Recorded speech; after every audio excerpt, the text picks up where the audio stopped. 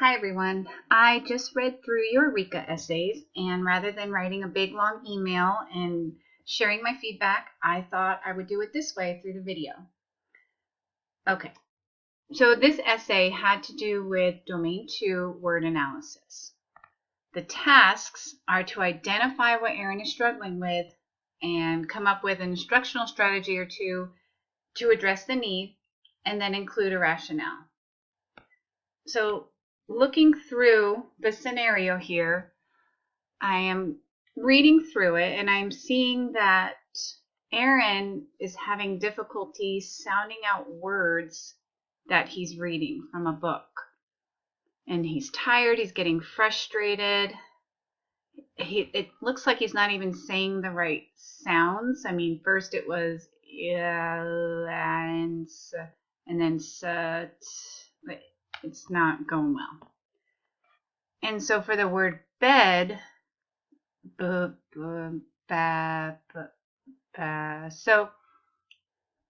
to me, I'm thinking a couple of things already. For one, it doesn't look like he has a letter sound correspondence. And it looks like he has trouble blending these words together. But he could have trouble blending because he doesn't know the letter names and sounds.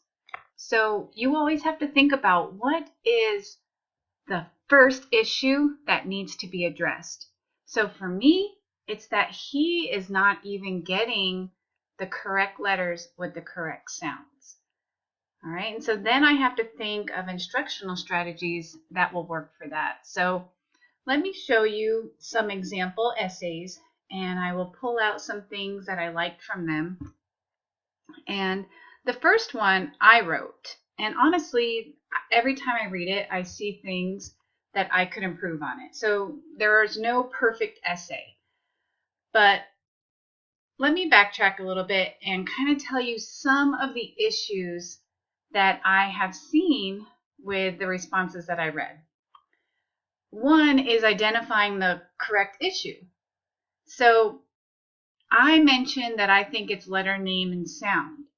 That is phonics. Make sure you're using the words phonics and phonemic awareness correctly. And some of you didn't quite get the issue correctly. So that's the very first thing. You have to be able to identify the problem correctly.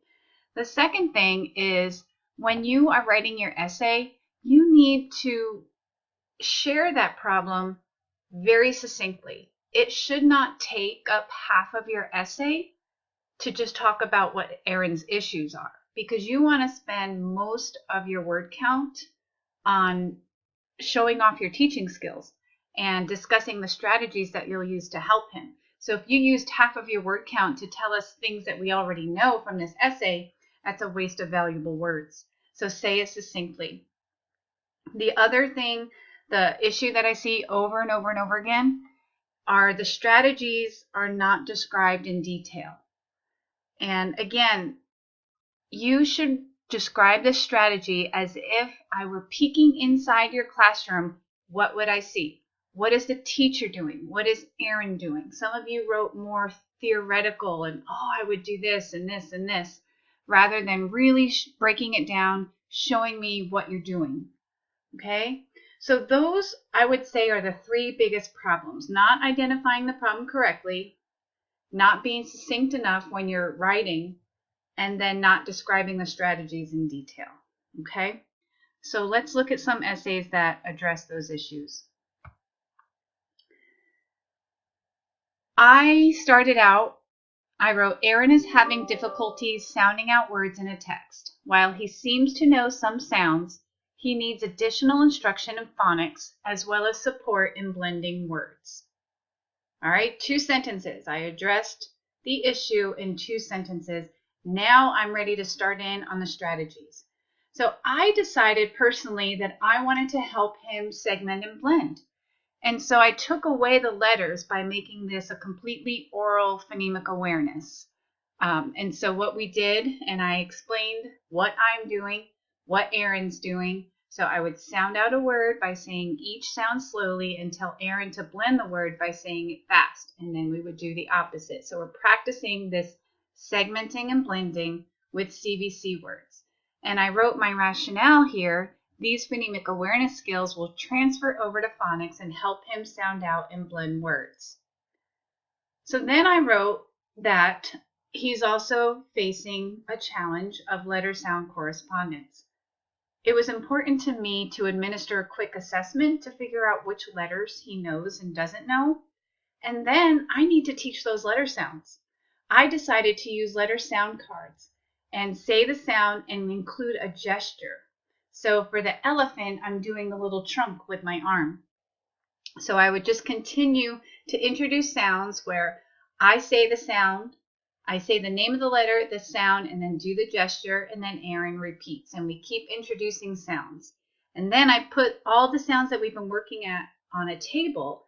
And so then I would say something like and then he would have to give me the letter E card. And I explain that in detail. What am I doing? What is Aaron doing? And then why? So I said it is essential that Aaron masters all of the letter names and sounds before he can begin decoding words with those letters. Once he has more of the letter sounds down, we can start decoding words again. Okay, so that is all I addressed, his blending ability and then his lack of letter sound correspondence. All right, and you'll have this to read it in its entirety, but I wanted to share with you a couple of essays from students in our class and just share with you the things that I liked about them. This one right here, look at that beginning. Based on the information given, Aaron is having trouble with blending words. That's it. That was the introduction. One sentence. That's amazing. So now the rest of the essay, she can go on explaining what they're going to do about it. And so then she even says Aaron would benefit from direct instruction that helps him identify the individual sounds that make up a word and then practice blending them together. So one activity the tutor could do is the drive-through blending. And so she goes on to explain exactly what that looks like. What is drive-through blending? What is the teacher doing? What is Aaron doing? She's modeling it, and then Aaron practices on their own. At the bottom here, this activity will help reinforce letter-sound correspondence and how blending the sounds together make a word. Okay, so there's a lot of rationale built in there. I love how detailed the description was of the strategy. I could picture this in my mind. If I walked in the classroom, I knew exactly what the teacher was doing, exactly what Aaron was doing. Okay. This second essay that I pulled, what I loved about this one,